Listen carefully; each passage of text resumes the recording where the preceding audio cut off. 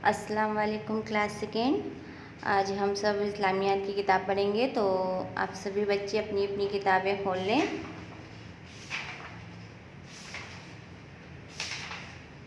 सबक number 2, page number 8, अल्लाह के नबी।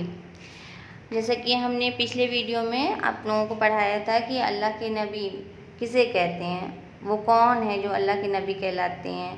अल्लाह के नबी के बारे में पढ़ा था, कौन कौन से नबी हैं जो दुनिया में आए, अल्लाह ने जिन्हें भेजा, और नबी किसे कहते हैं, यही हमने पढ़ा था।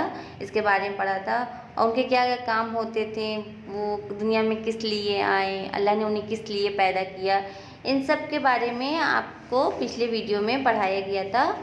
और ये सबक पूरा नहीं हुआ था, तो इस सबक को आज हम सब पूरा करेंगे। तो चलिए, आप सबकी किताबें खुल गई हैं और आगे का सबक पढ़ना हम शुरू करते हैं।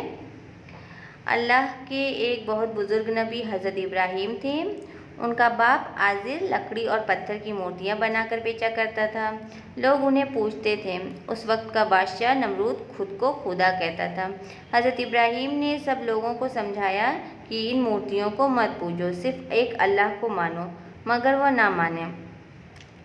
तो जैसा कि अल्लाह ने तमाम नबियों को पैदा किया, जिनमें से नूह अलैहिस्सलाम, हज़रत आदम अलैहिस्सलाम, हज़रत मोहम्मद मुस्तफ़ा सल्लल्लाहु अलैहि वसल्लम, ये सारे नबी जैसे थे वैसे ही एक नबी अल्लाह के जो थे बुज़ुर्ग नबी हज़रत इब्राहीम अलैहिस्सलाम भी थे।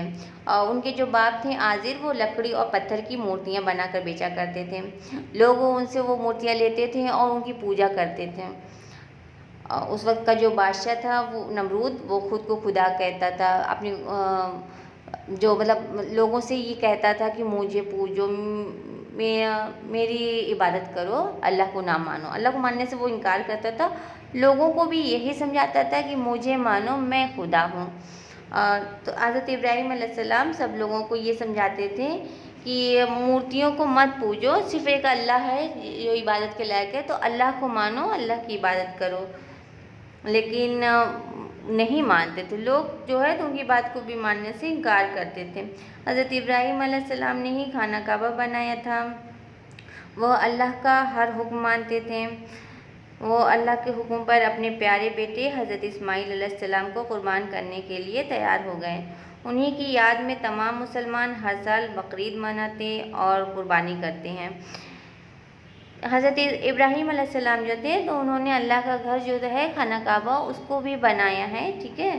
और अल्लाह का हर हुक्म मानते थे। वो अल्लाह के ख़ास बंदों में से एक थे। वो बहुत ही बुज़ुर्ग नबी थे। तो अल्लाह का हर हुक्म मानते थे। फिर अल्लाह के हुक्म के मुताबिक किस तरह से ज़िंदगी गुजारनी है, ये लोगों को भी बताते थे, ख़ुद भी उनके इस बात पर अमल करते थे। तो जब अल्लाह का हुक्म हुआ कि हाँ, तुम अपनी सबसे प्यारी चीज़ मेरे लिए कुर्बान करो, अल्लाह ये आज़माना चाहता था कि देखना चाहता था कि वो अल्लाह को कितना मानते हैं, अल्लाह से कितनी मोहब्बत है उन्हें। तो जैसे कि हर माँ बाप के लिए, हर वालिदैन के लिए उनकी औलाद जो है वो सबसे ख़ास होती है, सबसे कीमती है, ठीक है। उससे ख़ास कुछ भी नहीं है उनके लिए। तो सबसे प्यारी चीज़ क्या होती है, अपने बच्चे होते हैं। हम सब बच्चे जो अपने माँ बाप के हैं, तो वो सबसे ख़ास है, सबसे कीमती, सबसे प्यारी चीज़ है। तो जब अल्लाह ने कहा कि अपनी प्यारी चीज़ मेरी राह में कुर्बान कर दो, तो हज़रत इब्राहीम अलैहिस्सलाम ने क्या किया कि अपने बेटे हज़रत इस्माईल अलैहिस्सलाम को चुना कुर्बान करने के लिए। कि सबसे प्यारा मेरा बेटा है हज़रत इस्माईल अलैहिस्सलाम, तो उसको मैं कुर्बान कर दूंगा अल्लाह की राह में। इस बात के लिए वो तैयार हो गए, ठीक है। और उन्हीं की याद में जो है तो हम सब हर साल बकरीद मनाते हैं। हम सब के घरों में कुर्बानी जो होती है तो हज़रत इब्राहीम अलैहिस्सलाम की याद में होती है। अल्लाह ने मुल्क मिस्र में हज़रत मूसा अलैहिस्सलाम को पैदा किया। वहाँ का बादशाह फ़िरौन लोगों से कहता था, मैं तुम सबका खुदा हूँ, तुम मुझे ही पूजो। यानी कि एक मुल्क था मिस्र, वहाँ पे अल्लाह ने हज़रत मूसा अलैहिस्सलाम को पैदा किया। और वहाँ का जो बादशाह था फ़िरौन, वो लोगों से कहता था कि मेरी पूजा करो, मेरी इबादत करो, मैं खुदा हूँ। وہ بھی اللہ کو ماننے سے انکار کرتا تھا۔ تو حضرت موسیٰ علیہ السلام نے دیکھیے کیا کیا، حضرت موسیٰ علیہ السلام نے اسے سمجھایا مگر وہ نہ مانا، الٹا حضرت موسیٰ علیہ السلام کا ہی دشمن ہو گیا۔ اللہ نے اسے دریائے نیل میں ڈبو کر مار دیا اور حضرت موسیٰ علیہ السلام کو بچا لیا۔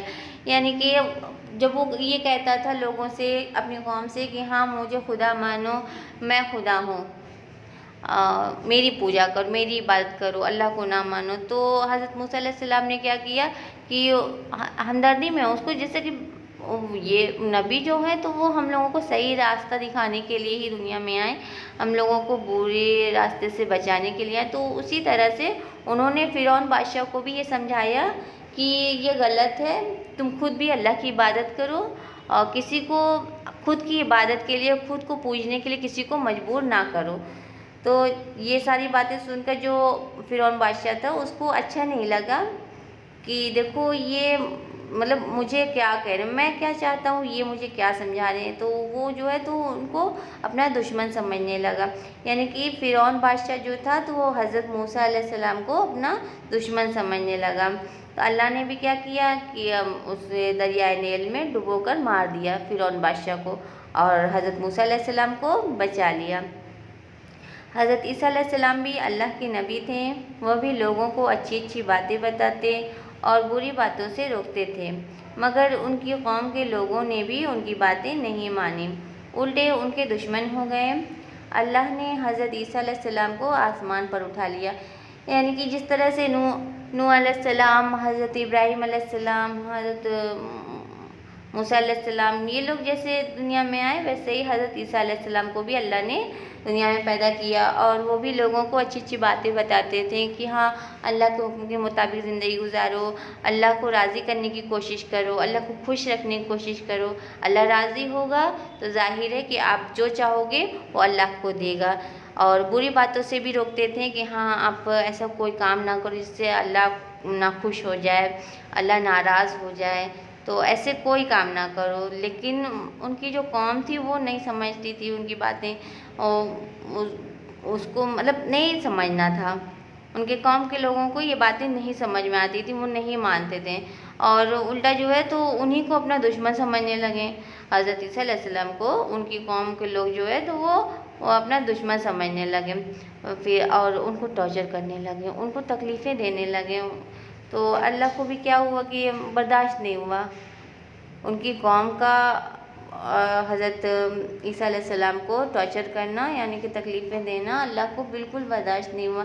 ظاہر ہے اللہ ہم سب سے بہت پیار کرتا ہے، اور اپنے بندوں پر، اپنے نبی پر اگر کسی کو ظلم کرتے دیکھے گا تو ظاہر ہے کہ اس کو برداشت نہیں ہوگا۔ تو اللہ نے کیا کیا کہ حضرت عیسیٰ علیہ السلام کو آسمان پر اٹھا لیا، برداشت کیوں کہ باہر اللہ برداشت نہ کر سکا ان کی تکلیف کو، اس لیے اللہ نے آسمان پر انہیں اٹھا لیا۔ جیسا کہ آپ سب جانتے ہیں کہ حضرت عیسیٰ علیہ السلام کو زندہ اٹھایا گیا ہے آسمان پر، وہ ایک بار پھر سے دنیا میں آئیں گے اور اپنی زندگی کو اللہ کے حکموں کے مطابق دنیا میں گزاریں گے۔ ہاں یہ تو سبق آپ لوگوں کا ہو گیا کمپلیٹ، اور آپ سب نے اس سبق کو اچھے سے پڑھ لیا ہوگا امید ہے۔ اور آئیے اب جو ہے تو ہم ایکسرسائز آپ لوگوں کی کروا دیتے ہیں۔ یہ ساری ایکسرسائز جو ہے تو آپ لوگوں کی بک میں ہی رہے گی، ٹھیک ہے، آپ سب بک میں ہی کریے گا۔ چلیے آئیے کرتے ہیں۔ نیچے لکھے جملوں میں صحیح کے سامنے صحیح اور غلط کے سامنے غلط کا نشان لگائیے۔ نمبر 1، اللہ کے خاص بندے کبھی جھوٹ نہیں بولتے۔ یہ بالکل صحیح ہے، اللہ کے جو بندے ہیں خاص وہ جھوٹ نہیں بولتے ہیں، کیونکہ اللہ کو جھوٹ بولنے والے لوگ پسند نہیں ہیں، تو یہ سینٹنس جو ہے تو آپ کا صحیح ہے۔ نمبر 2، وہ خود بھی اللہ کے حکموں پر عمل کرتے ہیں، یعنی کہ جو اللہ کے نبی ہیں وہ ہم لوگوں تک اپنے حکم پہنچانے کے پہلے وہ خود ان حکموں کی تعمیر کرتے ہیں، خود اللہ کے حکم کو پہلے مانتے ہیں، اس پر عمل کرتے ہیں، تو یہ سینٹنس بھی جو ہے تو وہ آپ کا صحیح ہے۔ نمبر 3، سارے انسان ہمارے رسول صلی اللہ علیہ وسلم کی اولاد ہیں۔ نہیں، ہم سب تو حضرت آدم علیہ السلام کی اولاد ہیں، اور حضرت رسول صلی اللہ علیہ وسلم کی اولاد ہم سب نہیں ہیں، ہم سب ان کے امت میں ہیں، ٹھیک ہے؟ تو یہ سینٹنس آپ کا غلط ہے۔ نمبر 4، سارے مسلمان حضرت آدم علیہ السلام کی امت ہیں، یہ غلط ہے۔